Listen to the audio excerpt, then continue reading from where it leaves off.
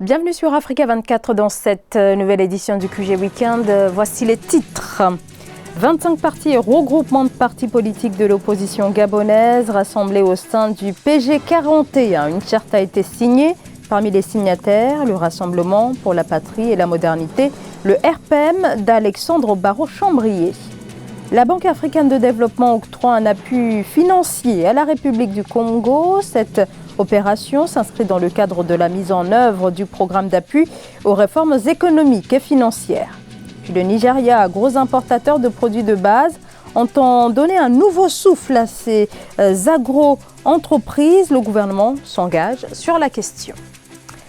Au Gabon, à l'approche de l'élection présidentielle de 2023, l'opposition se prépare de plus en plus à cette échéance. 25 partis et regroupements de partis politiques unissent leurs forces. Ils ont formalisé la coalition des partis de l'opposition avec la signature de la charte PG 41. L'objectif, disent-ils, lutter contre toute forme de confiscation du pouvoir et promouvoir l'alternance politique. Corinne Kamzefem. PG 41, c'est le nom donné à cette nouvelle plateforme de l'opposition au Gabon. Plusieurs dizaines de formations politiques ont décidé le 11 décembre 2019 de constituer une coalition animée par le même but, créer les conditions d'une alternance politique et démocratique au Gabon. Le Rassemblement pour la patrie et la modernité de Barraud-Chambrier, l'Union pour une nouvelle république de Louis-Gaston Maïla ou encore le Rassemblement des patriotes républicains sont quelques noms de cette plateforme.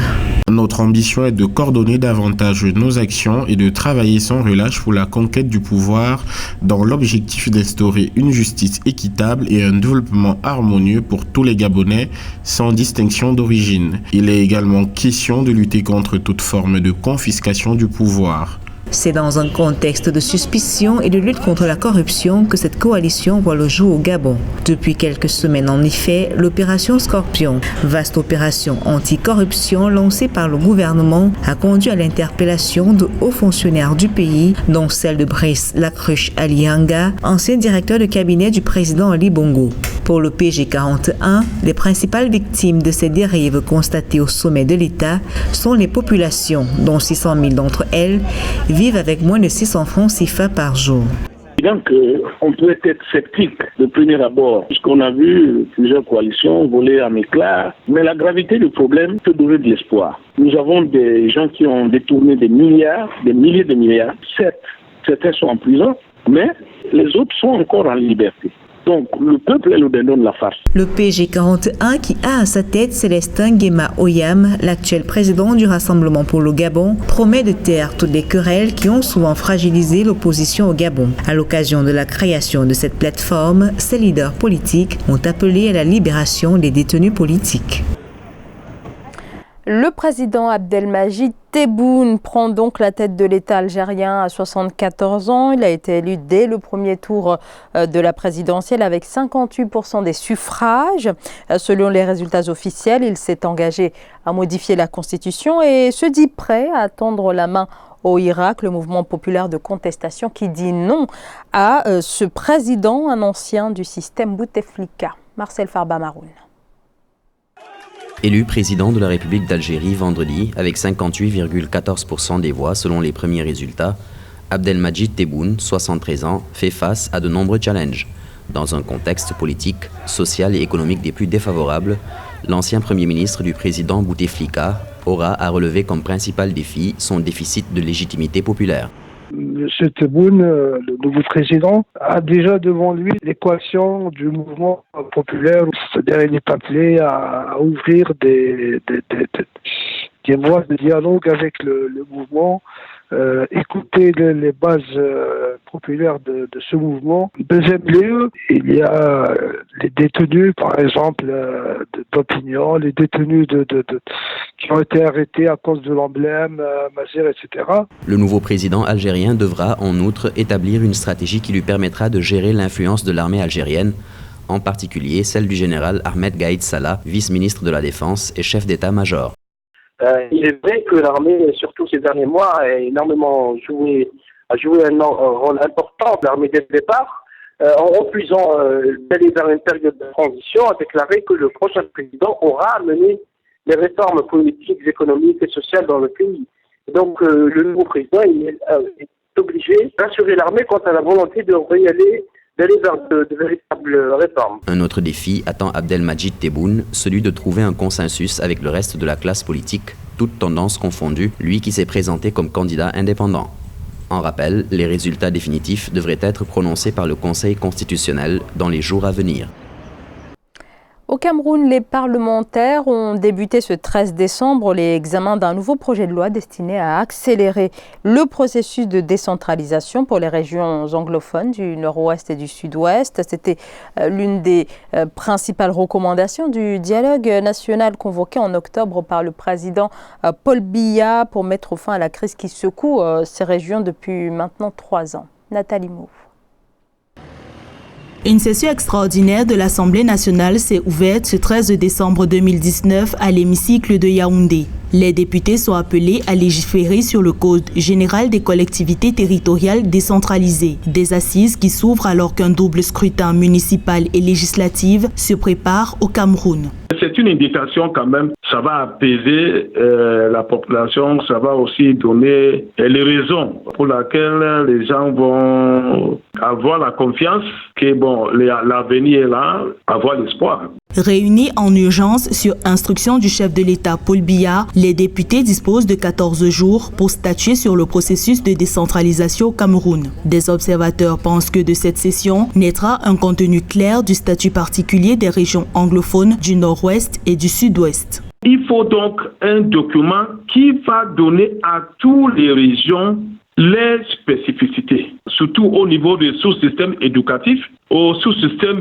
judiciaire et dans toutes les 10 régions, on donne les moyens, on donne l'autonomie. La décentralisation a été instaurée au Cameroun par la Constitution du 18 janvier 1996. Mais sur le terrain, ce mode d'administration a connu beaucoup de retard à se concrétiser. Un constat qui a poussé à l'inscription de la décentralisation comme un des sujets majeurs du grand dialogue national d'octobre 2019 au Cameroun.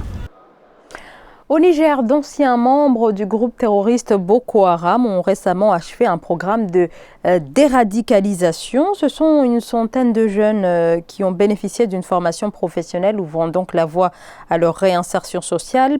Placés sous très haute surveillance militaire, une cérémonie officielle marquant la fin de cette formation s'est déroulée à Difa où se trouve justement ce centre spécialisé. Reportage de notre correspondant au Niger, Sadou Alizé Moukhtar. Au Niger, 125 ex-combattants de Boko Haram repentis, parmi lesquels 47 Nigériens, ont fait la promesse de ne plus jamais commettre des actes terroristes. Ils se sont engagés à promouvoir la paix et la sécurité au sein de leurs communautés respectives et à se soumettre aux lois de la République. Ces ex-belligérants ont prêté serment, jurant sur le Coran de ne plus jamais commettre des actes terroristes. Avant, nous étions dans l'ignorance, pensant que c'est la religion que nous pratiquons qui nous poussait à commettre de tels actes. Aujourd'hui, nous avons compris que ce n'est pas le cas. Le gouvernement nous a accueillis et nous enseigne la bonne pratique de l'islam et beaucoup d'autres choses. Aujourd'hui, ma joie est grande. Dieu merci pour tout ce que j'ai appris ici. En janvier 2020, une cinquantaine d'autres repentis sur les quelques 240 éléments de Boko Haram, dont des femmes et des enfants, quitteront à l'issue de leur formation le centre de Goudmaria, une localité située à près de 200 km de Difa, qui abrite depuis 2017 ceux qui désertent les rangs du groupe terroriste. Qu'on puisse avoir la capacité de suivi de ces personnes. Ailleurs, on a vu même des gens, des terroristes qui ont des bracelets électroniques, souvent ils échappent au contrôle des services de sécurité, des renseignements pour commettre des actes. Maintenant, quelle est la capacité du Niger à prendre des mesures et des dispositifs afin que les quelques 100 personnes puissent être surveillées de près pour que certains ne retournent pas, pour que certains ne puissent pas commettre des représailles. Confrontés depuis plusieurs années aux attaques du mouvement djihadiste Boko Haram et pour tenter de l'endiguer, le gouvernement nigérien a passé un accord avec les repentis potentiels de ce groupe en échange d'une amnistie sans autre forme de procès, mais devront suivre un programme de déradicalisation s'ils se rendent. La République du Congo reçoit le soutien de la banque financière de la Banque africaine de développement, appui important de 200 7 millions de dollars de la part de la BAD en faveur des réformes économiques initiées dans ce pays qui cherche à consolider ses finances après des années de turbulences économiques. Les précisions de Corinne Kamsefem.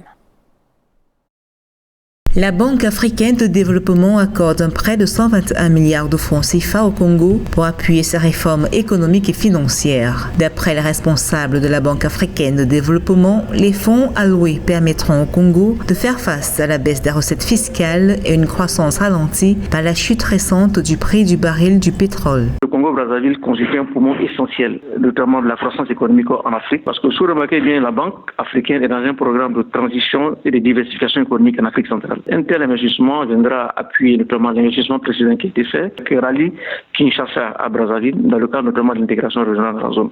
Pour les autorités congolaises, cette bouffée d'oxygène en provenance de la Banque africaine de développement arrive au moment opportun, alors que le Fonds monétaire international a reporté le versement d'un appui de 48 millions de dollars, tel que prévu par un accord qui lie les deux parties depuis juillet 2019. La Banque africaine réaffirme aujourd'hui l'indépendance de cette institution sous le mandat du président Adesina.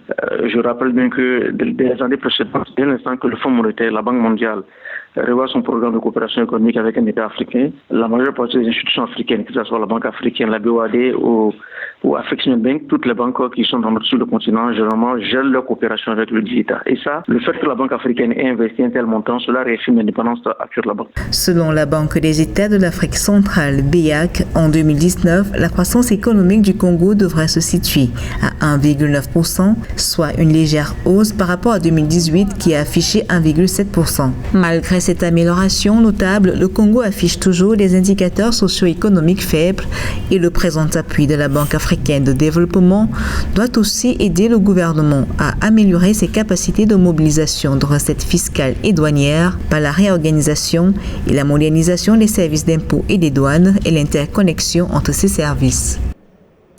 127 millions de dollars en faveur des agro-entreprises, c'est la somme que nécessite un nouveau programme lancé au Nigeria afin de développer le secteur crucial pour la création d'emplois et la sécurité alimentaire au Nigeria, 52e plus gros importateur au monde de produits de base tels que le blé, le maïs ou encore le riz. Amenedji. Amélioration des moyens de subsistance des entreprises nationales. Telle est dénommée l'initiative instaurée par le ministère de l'Agriculture et du Développement rural au Nigeria visant à apporter un soutien aux agro-entreprises. D'un montant de 129,17 millions de dollars, il s'agit d'œuvrer pour la sécurité alimentaire en favorisant la création d'emplois des jeunes et des femmes, la diversification des recettes d'exportation, ce qui pourrait contribuer à l'amélioration de la stratégie de croissance du pays. Mon objectif premier est de faire en sorte que le Nigeria soit à 100% autosuffisant tout en mettant un terme à l'importation des produits alimentaires. Deuxièmement, faire en sorte que le Nigeria nourrisse les pays de la sous-région. Je veux le dire à tous les pays de la communauté économique des États de l'Afrique de l'Ouest. La concrétisation de cette initiative passe par la fourniture de produits agricoles dont le manioc, le plantain, le riz, le poisson et le cacao dans le delta du Niger. Par ailleurs, le programme cible 9 États producteurs de pétrole qui bénéficieront de financement sur 12 années. Ce programme est mené en lien avec la Commission de développement du delta du Niger et la Fédération internationale des femmes juristes FIDA Nigeria. Il faut continuer, n'est-ce pas, donc, à promouvoir la production locale. On peut toujours continuer à subventionner, aider, n'est-ce pas, donc les producteurs. Tant que les prix seront élevés au niveau national, cela va inciter une demande d'importation beaucoup plus forte. Le programme d'amélioration des moyens de subsistance des entreprises nationales nigérianes intervient dans un contexte marqué par la volonté de mettre un terme à l'importation des produits alimentaires. Pour rappel, le pays a importé pour 3,6 milliards de dollars des produits alimentaires sur ces 12 derniers mois. Ce journal a été réalisé par l'ensemble de la rédaction. Merci de votre fidélité. Dans un instant, une nouvelle édition de l'actualité sur Africa 24.